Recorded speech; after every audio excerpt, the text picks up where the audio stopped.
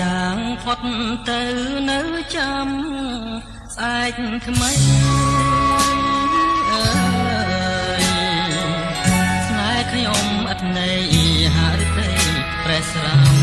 ថ្ងៃស្អែកសន្យាថាឲ្យខ្ញុំចាំមិនដឹងទេបណ្ដាំស្អែកហួចច្រើន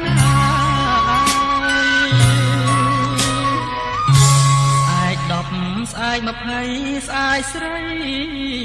សន្យាស្អែកខ្លាំងវិចាថាឈប់ឆ្លងឆ្លើយ